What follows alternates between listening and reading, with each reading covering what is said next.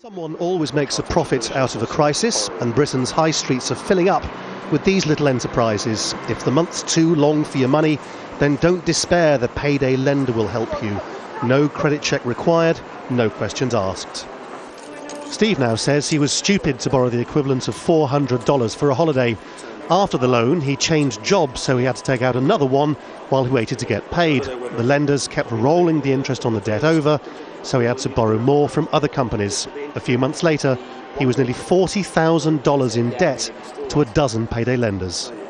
On the applications, they're not asking any questions about people's other financial circumstances, their monthly outgoings, rent, utilities, and if they were to do so, they would realise that people aren't actually in a position to borrow in the first place. So is it your view then that they want to draw you in, that it's a trap?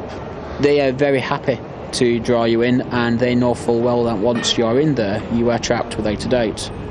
The shops don't advertise it, but on the lenders' websites you can see how people get trapped.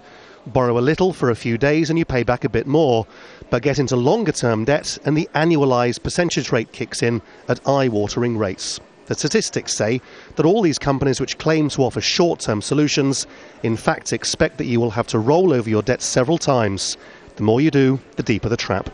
Al Jazeera contacted 5 of these companies at random and none replied. If you were to make a map of Britain and highlight on it where all these payday loans companies have sprung up, then what you'd find by and large is that they're in areas where the poor people live.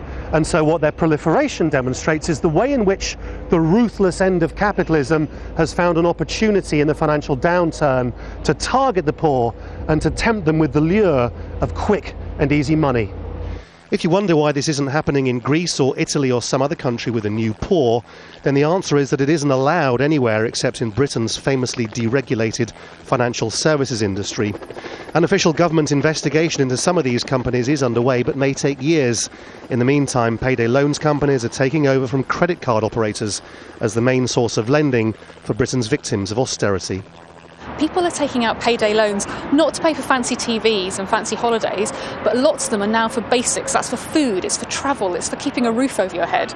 You know, we know 1 million people last year put their mortgage on a payday loan. This is a real crisis in our economy.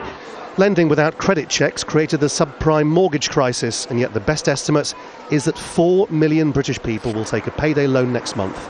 The financial services industry in the UK seems to be carrying on as if nothing's changed, and the best thing for the lenders is that it's completely legal. Laurence, Al Jazeera, Wigan.